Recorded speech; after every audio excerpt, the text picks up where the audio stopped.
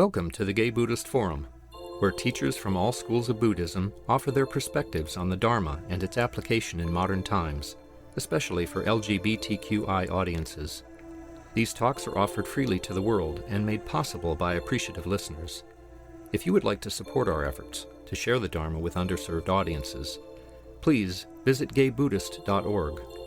There you can donate, find a list of upcoming speakers, or enjoy many hundreds of these recorded talks dating back to 1996.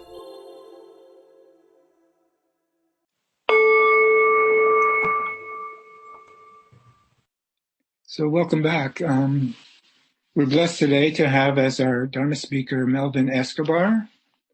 Melvin is a bilingual, bicultural Dharma teacher, licensed psychotherapist, and certified yoga instructor.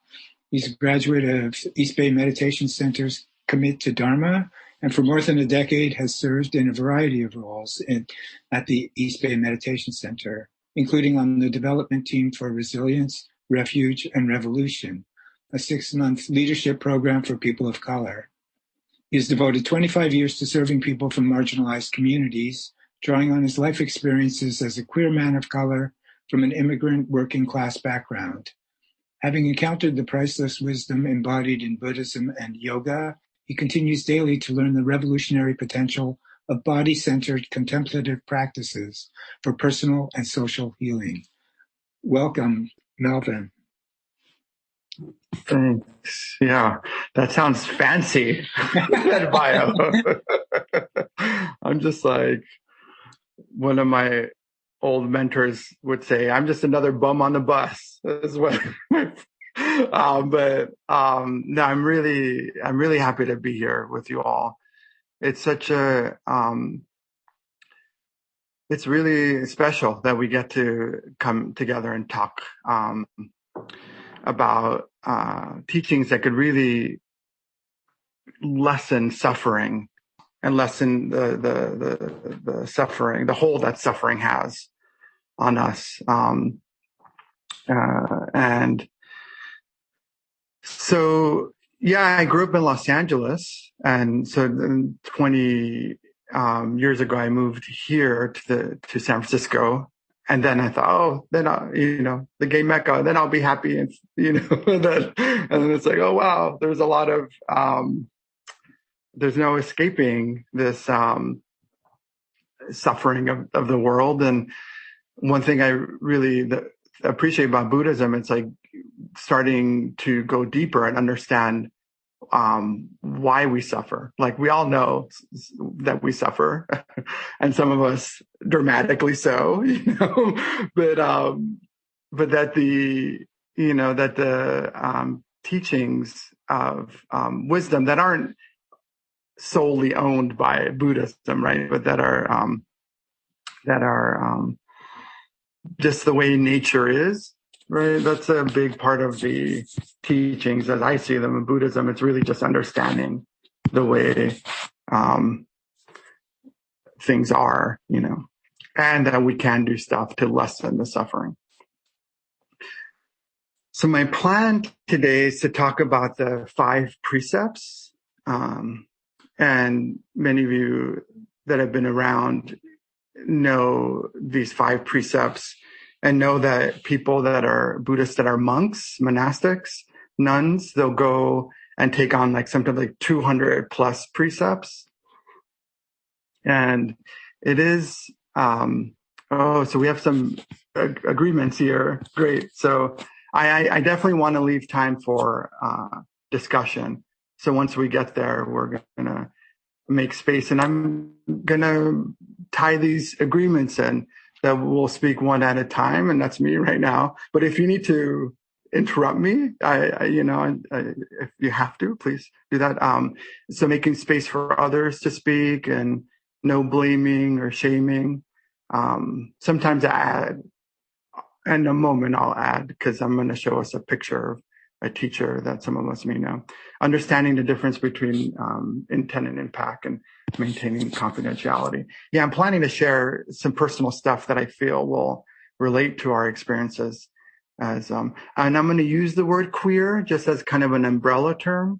When I was coming out, in West Hollywood, of all places, in the early 90s, queer was just being reclaimed.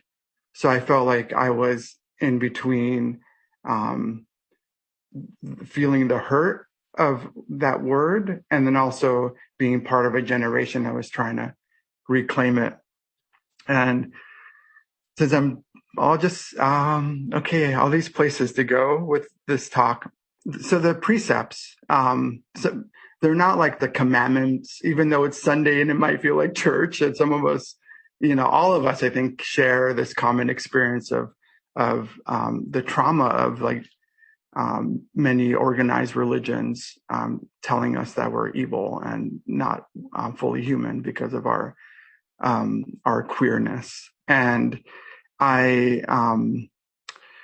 when these 5 precepts of non-killing and not taking what's not freely given to us and using wise and loving speech and refraining from misusing our sexual energy, and then the 5th one, refraining from intoxicants that cloud the heart and the mind, are some of the words that I have memorized as part of the precepts.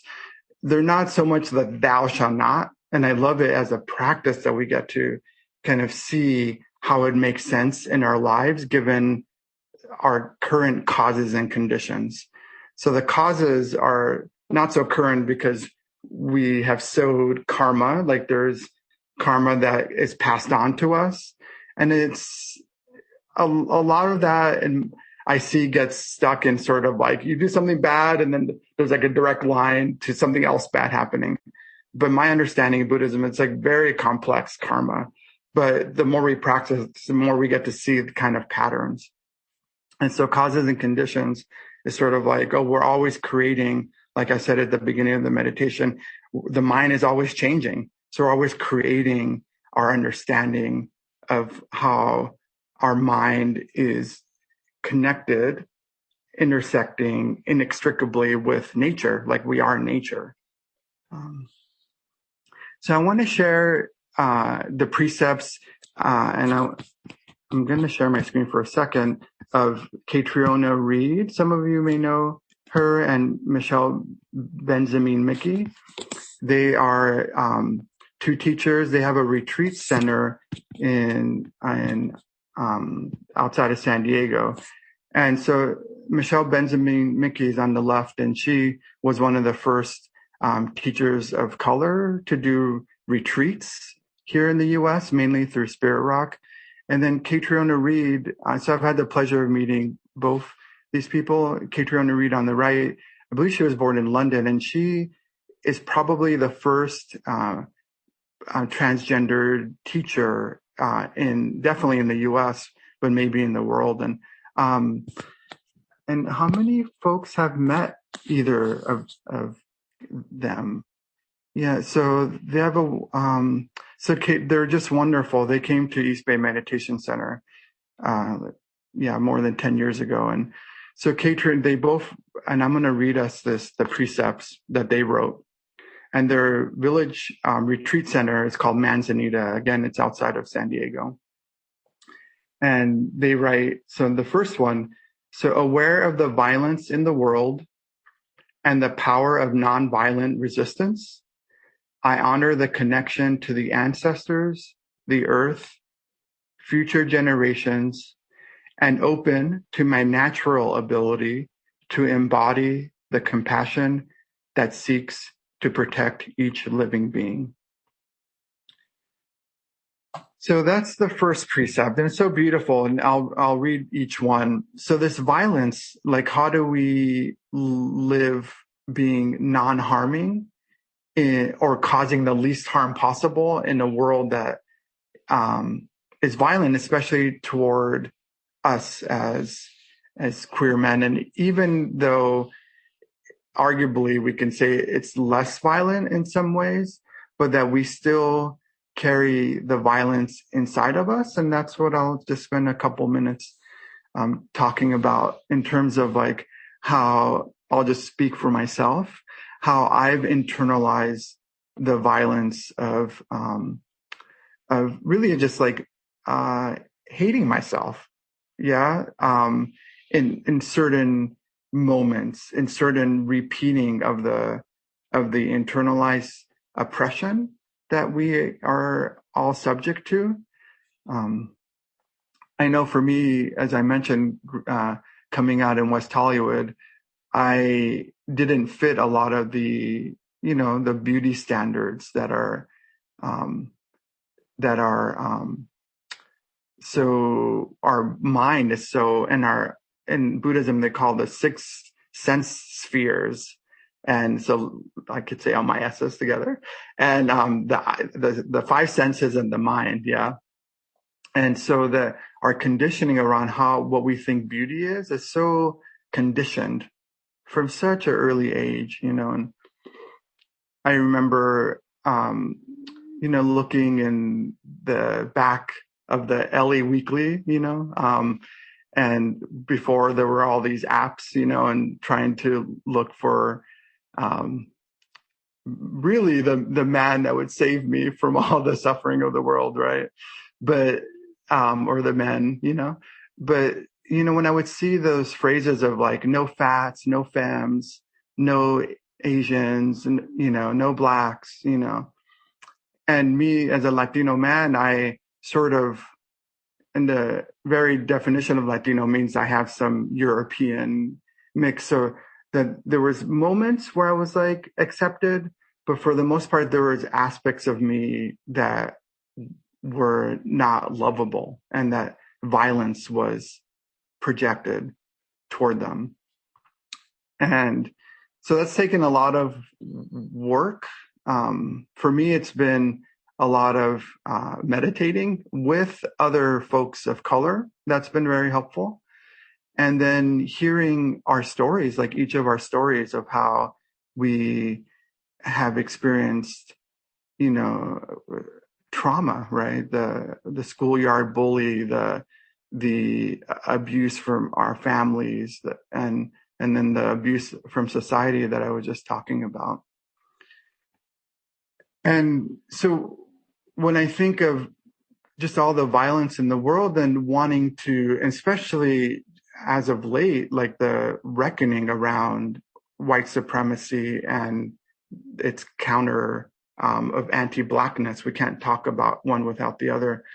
I get stuck in this sort of like, okay, what can I do to stop this? And then it's like, we use Audre Lorde, one of our queer lesbian ancestors. She said, you can't use the master's tools to dismantle the master's house.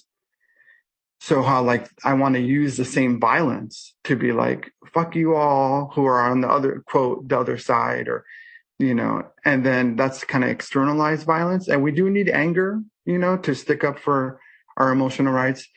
But this practice has been really helpful for me to see how like I have that violence within myself, and how, I just remember as a teenager before I was 16, when I came out of this like really dark depression, or 15 or 16, and I went to work. What brought me out was volunteering at the LA Free Clinic, and they had one of the few places that had HIV testing night.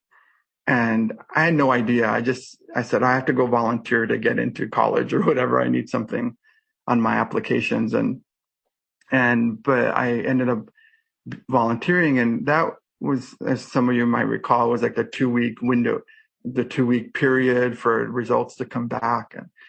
And people started to come and sit next to me and talk to me about how painful it was to feel alone. And if I were to boil down all like systemic oppression into one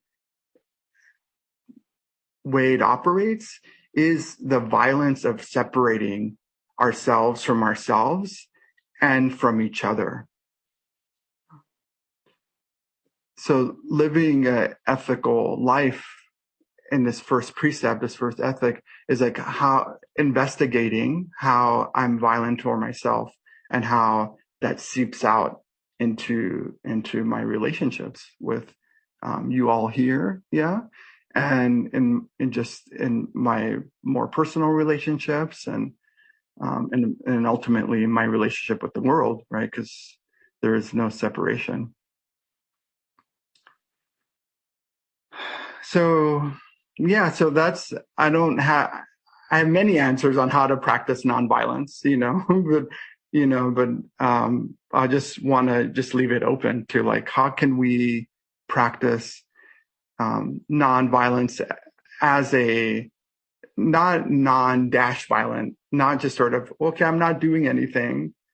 Because as you remember, and just some of you may have been even in ACT UP, but just to think of our queer ancestors that were in ACT UP, and they would say, silence equals violence, right? So it's not about not just being violent and sitting back and letting things happen, but actually embodying that what it really is love, capital L love. Sort of, we could definitely spend our whole lives just trying to practice nonviolence toward ourselves.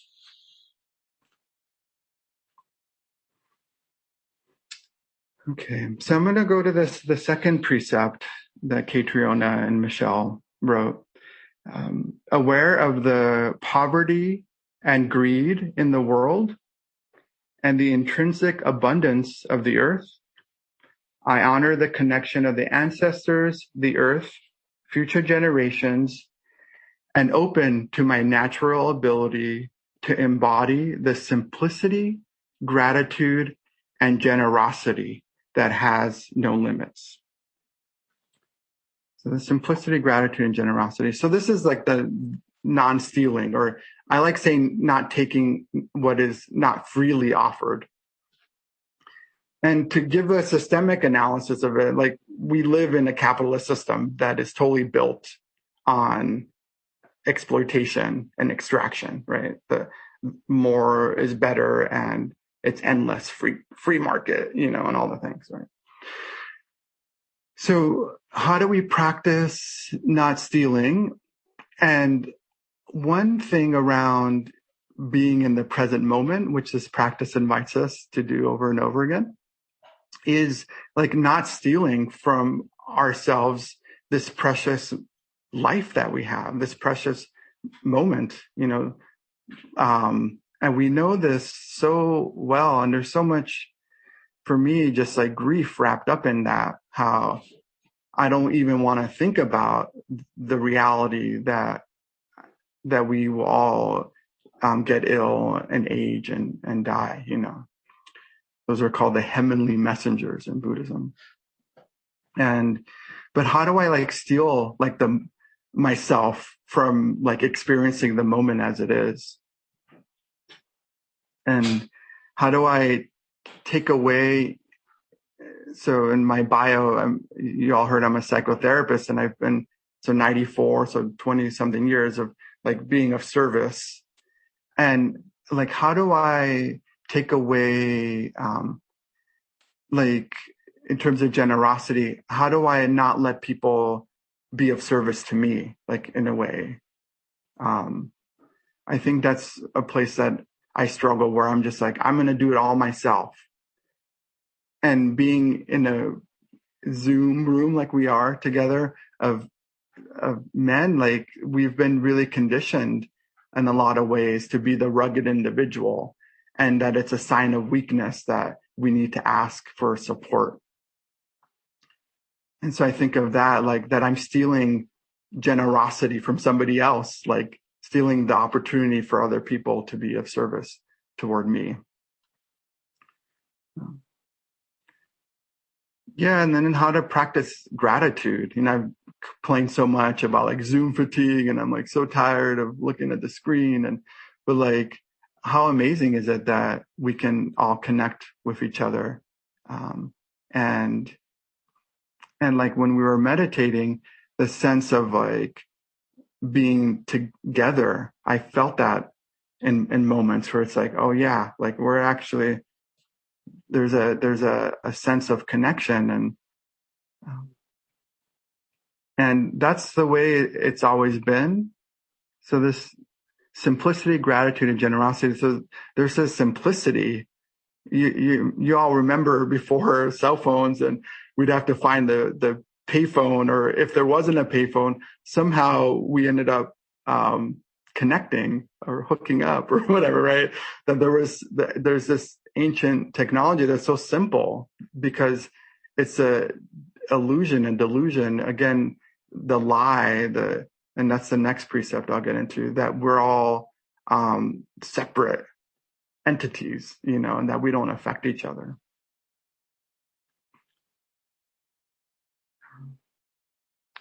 Yeah, so that's another precept around awareness of the falsehood and deception in the world, and the power of living and speaking the truth.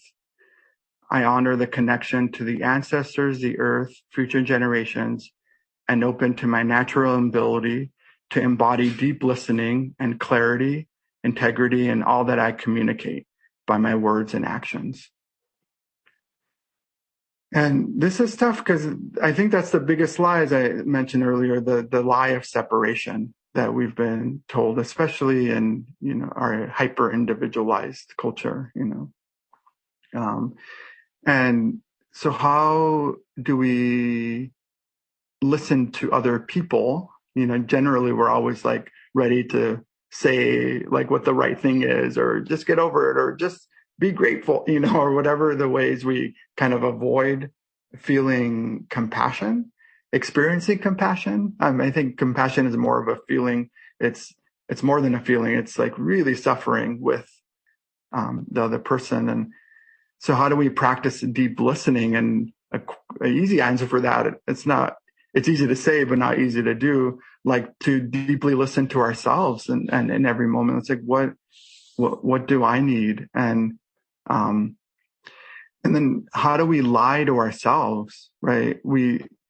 I know for me, I lie to myself saying that I'm less than human because I don't have 0% body fat, or because I'm not youthful anymore, and so I'm less than human because my skin isn't lighter, or because I don't have this amount of money in my bank account, or, all the ways that we've been told the lie of that we're less than human.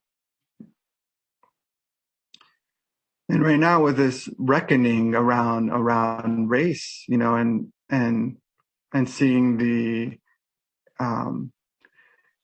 it was never not there, like the anti-Asian violence and of course the anti-Blackness and anti just Native and so that, but we're seeing that and then the Native part, the big lie is that they don't exist anymore, right? And so the lies that we've internalized, how do we investigate and come to realize that we embody those lies and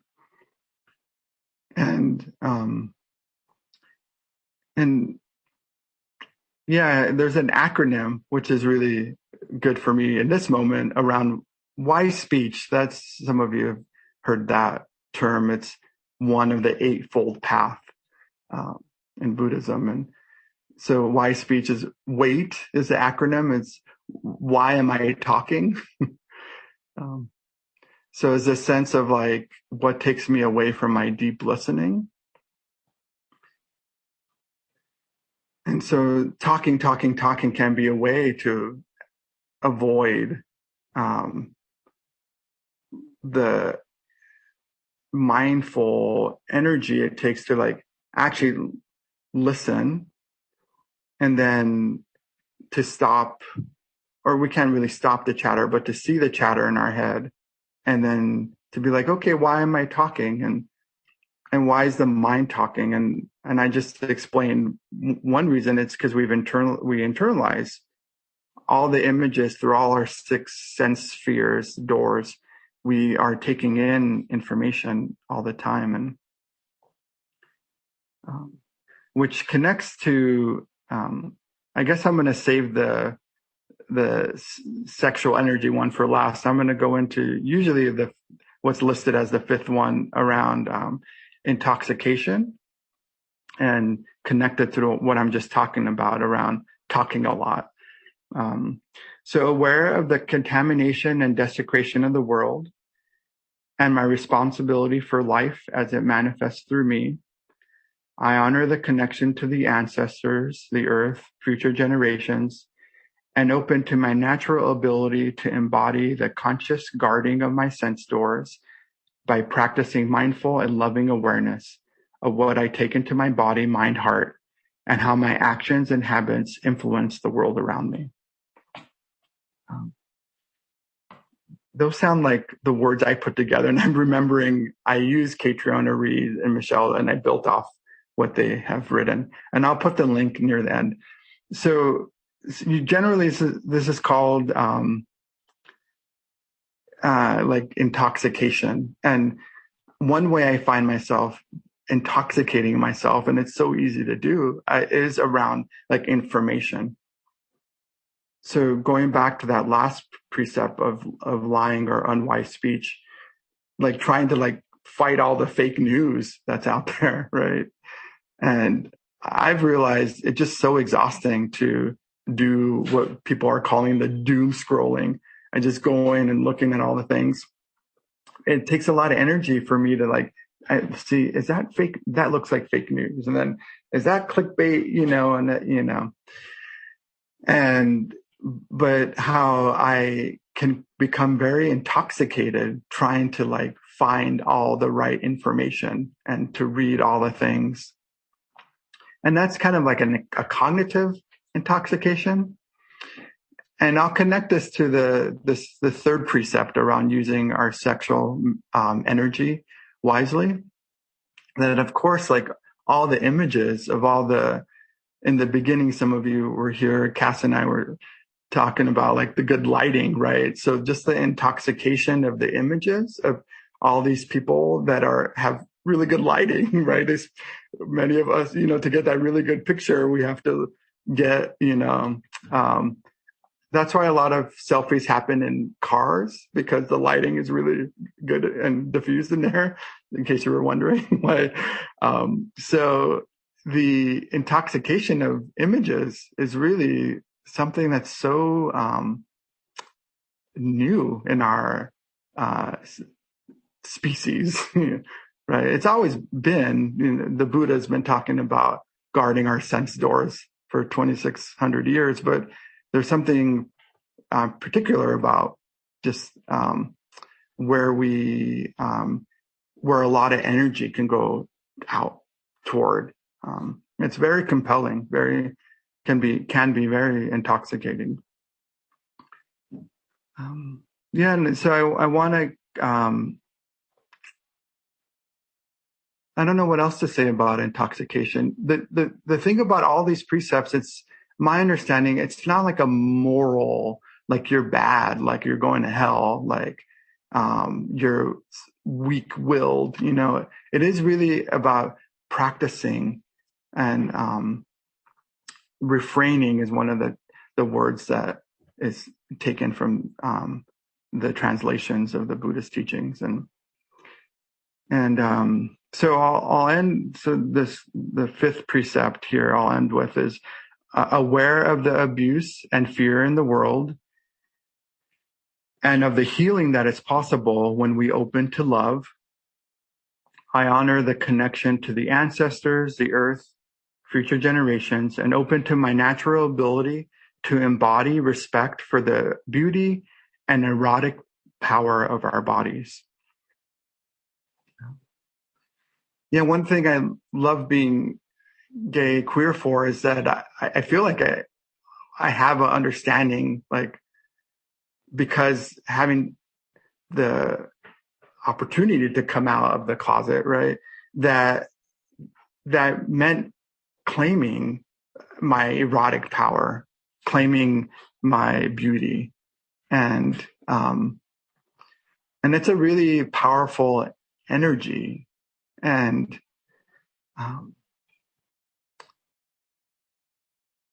and it's one that can bring a lot of joy and healing. And then I'll quote Joni Mitchell.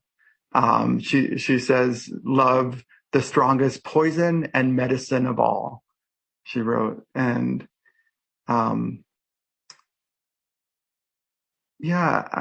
not sure what else to. Well, what I'll say is how I've experienced a lot of suffering trying to find that beauty and eroticism like outside of myself. That of course we need that other people to connect us to that, but it's not separate from the rest of nature.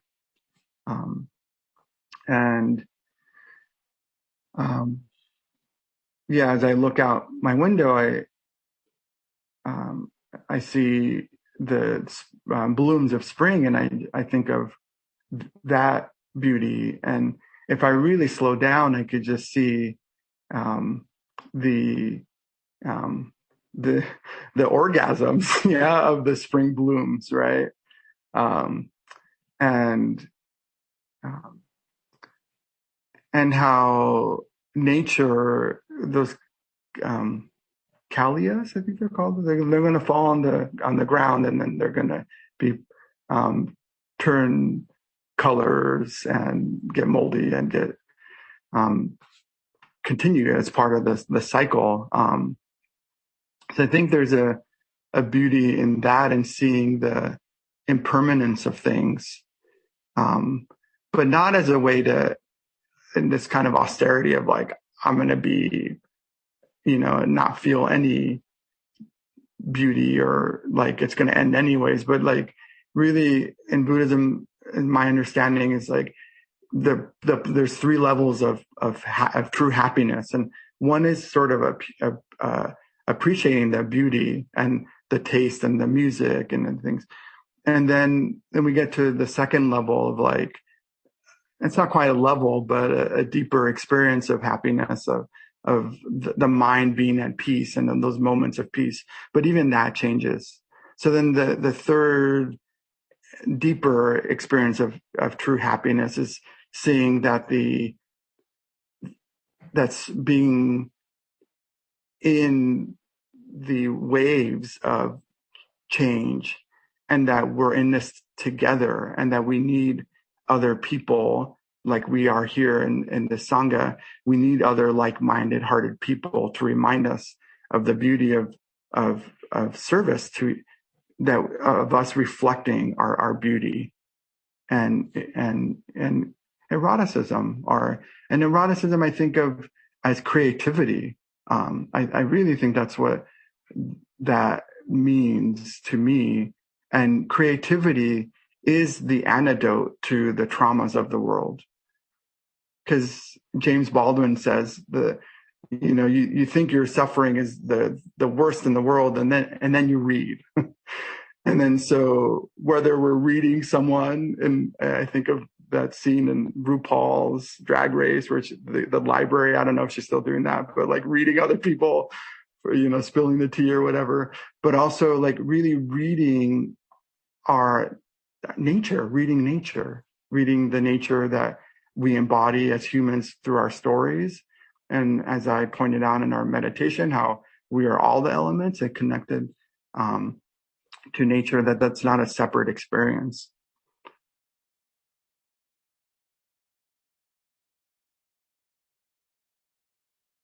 Yeah. So these precepts, really, the last thing I'll say about them is that in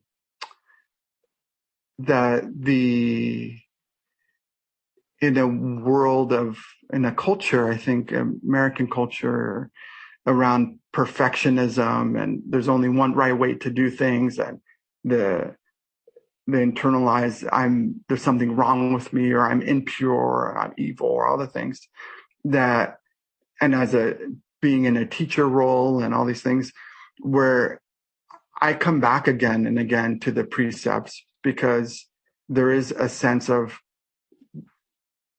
that I'm never going to be perfect. Or maybe I'm perfect already as I am, and the constant pressures to answer the call to justice, right? And being nonviolent and really helping resist the violence that many of our communities are suffering.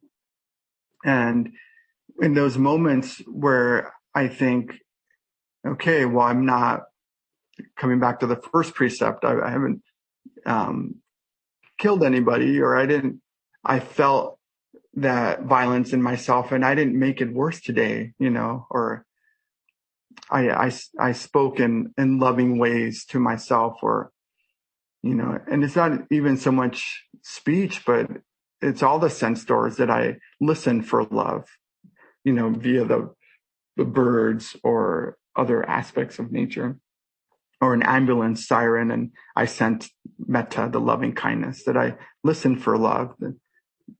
And then using my erotic creative energy, and in ways that reminded me of the preciousness of this life. And did I, for a moment, see clearly, where I was scrolling and I decided to stop and take a breath. And did I recognize the lies that I've internalized, and not beat myself up for it? Because even that's a lie, that there's something wrong with me because I was thinking something wrong or saying something wrong. So, that's how I practice the precepts. The word in Pali, the Buddhist language, is sila, S-I-L-A. And, and so I offer that as a way to remind us of our Buddha nature and of our full humanness, and our right to be just as we are. So thank you for your kind attention.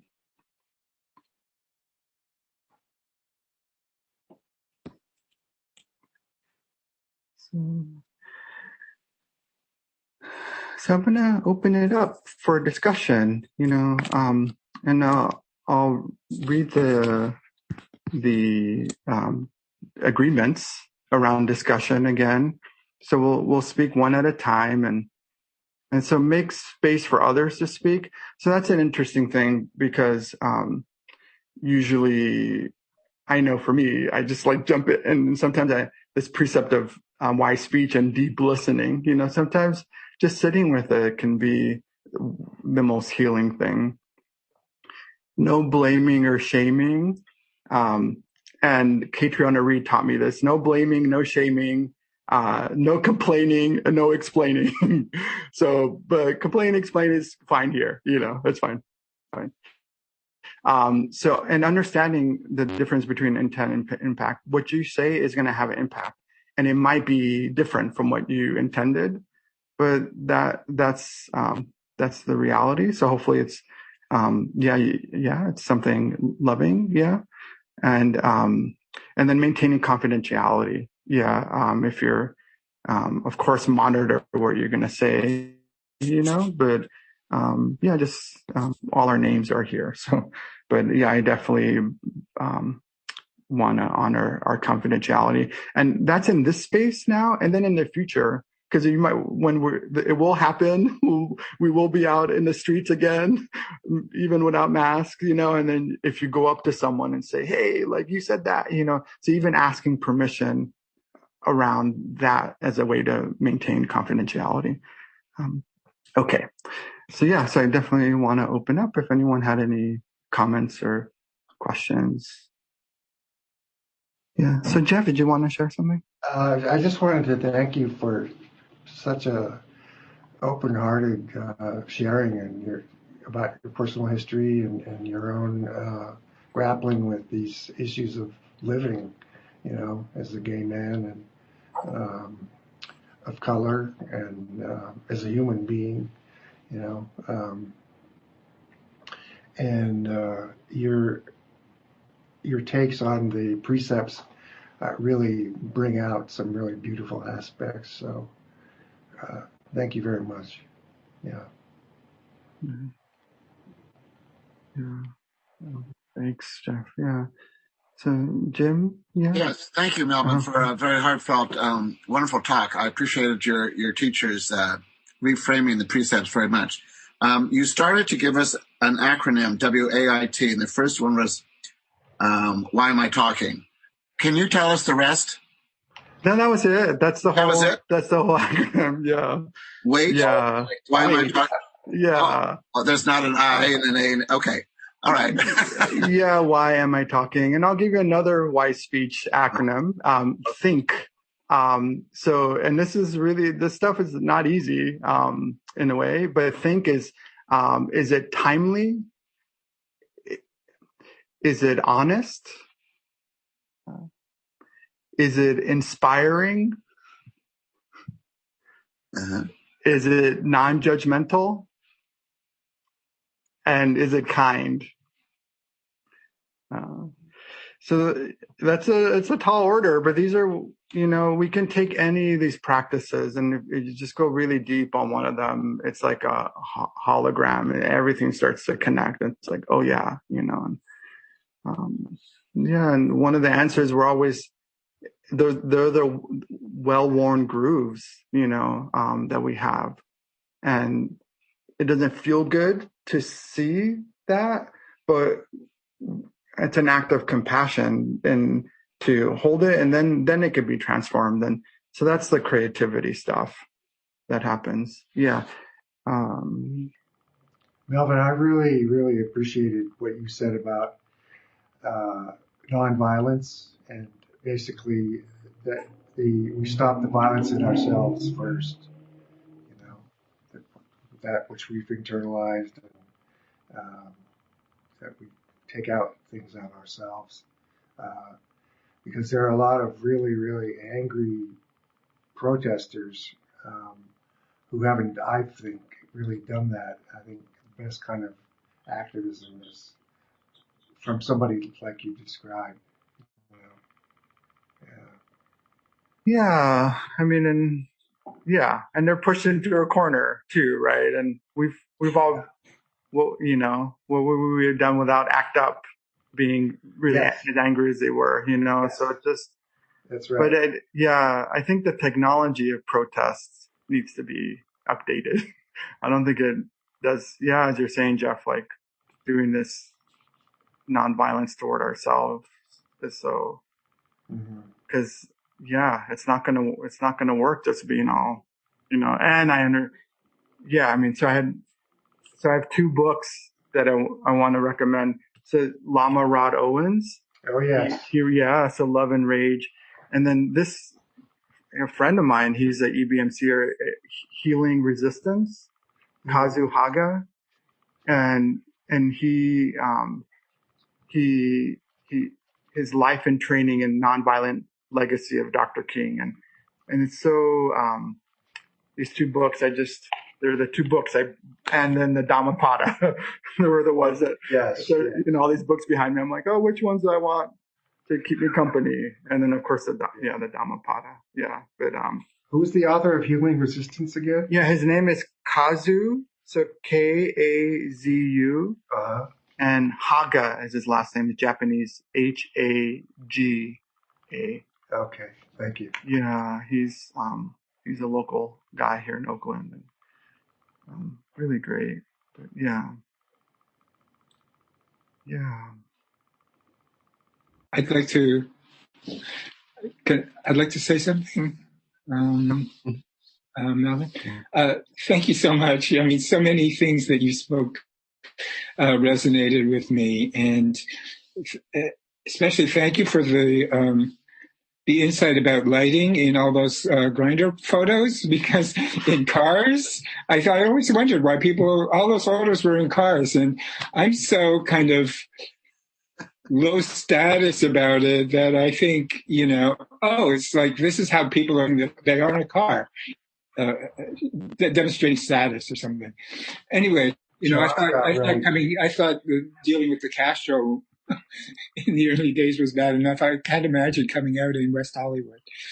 Yeah, it was, the thing is when you're that young and you don't know any that's all I knew, but it was pretty cruel. And they had 2 coffee shops that were for under 21, and then they ended up closing those down. So I was in that transitional period too. And I mean, it was early 90s. So it was a rough time it was like a dark time for our community because we knew AZT didn't work, and then it was going into like, maybe, we didn't know what was going to happen, but people were so it was a messy time.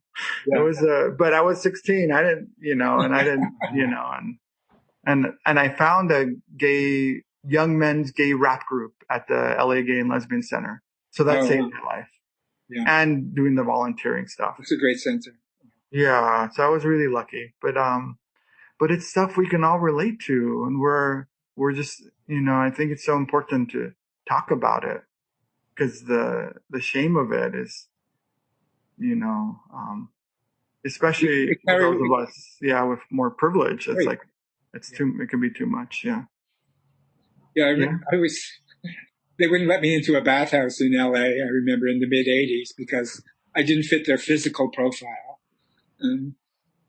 Yeah. Right. Yeah.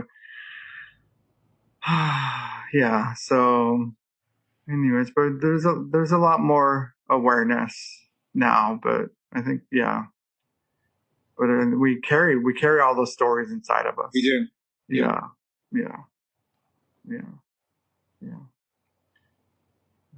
Well, you definitely gave me some tools today to deal with it, to deal with things. Thank you. Okay, you're welcome. Yeah. Are they women that you showed us the picture of? They're still in LA?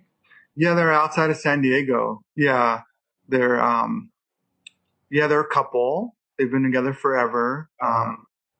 And they run, I haven't been there, but a beautiful place called Manzanita Village.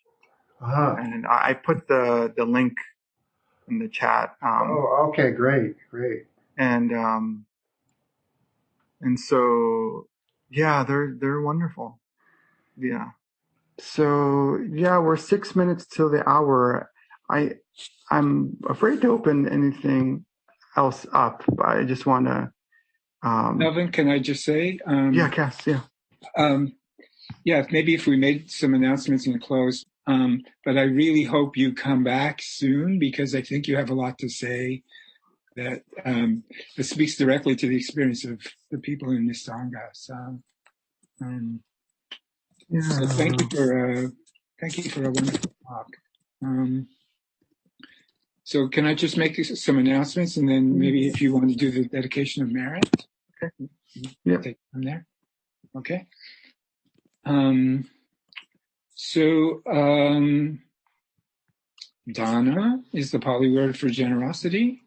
And we use Dana to pay rent on the meditation space on Bartlett Street that we hope we will get to use again soon. It pays for meals we prepare for unhoused youth in the Tenderloin once a month. And it pays for Dana for our speakers. And it pays for the newsletter, which goes largely to people who are incarcerated by far. And we've been getting some wonderful messages from people in appreciation of us attending to their spiritual practice. So I think that's a great way to help support the Dharma. You can make a donation through the Gay Buddhist website, through PayPal, or you can send a check. And we meet also on Wednesday evenings. There's a GBF sitting, a meditation sitting, and then a sharing of experiences. And I guess that's all that I have to say for now. Does anybody else have any announcements? I have some recommendations. I just want to recommend George Saunders is a great American writer, and he teaches short story writing in Syracuse. And he has a book called A Swim in a Pond in the Rain, and exploring 7 Russian short stories from a point of view of mindfulness. When are we engaged? When are we repelled? It is a remarkable experience. I highly recommend it. You don't have to be an English major to find it very helpful. He wrote Lincoln in the Bardo, which was a trailblazer. Oh, right. So, anyway, just wanted to share that. Also, there's a movie on Netflix called The Dig, which is perfect, and I recommend it. Andrew Paul is still on. I know. So Melvin, do you have a website? Can you? Yeah, I put it in the chat. Yeah. Okay, great. I'm going to do a 7-week class next month called Healing the Wounds of Patriarchy. It'll be good with one of my mentors, Armand Volkis. That's someone we know here. He's great. And so I'll put in the chat, and we'll be using embodied kind of art therapy action to work with our stories and see how they live in our body. Creativity, even something as heady as writing, and I consider myself a writer.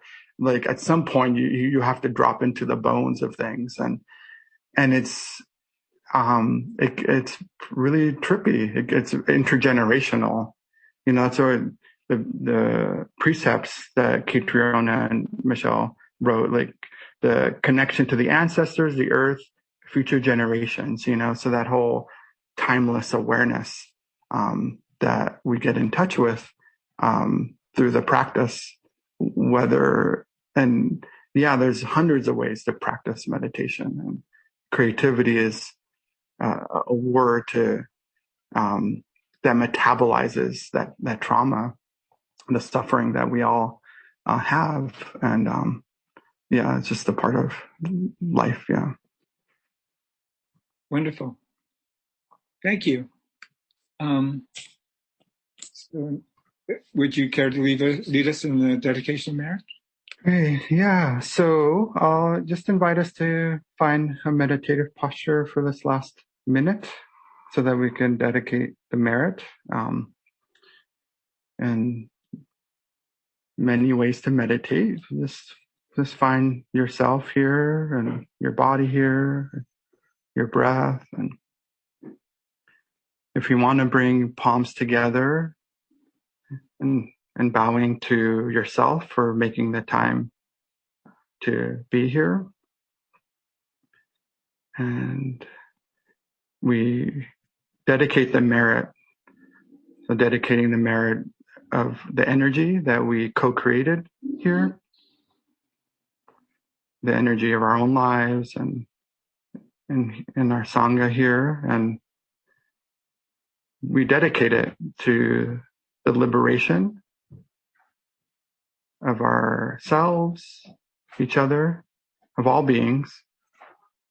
So we dedicate our practice today to whoever we want to dedicate it, but ultimately to all beings, that all beings be safe, all beings be free.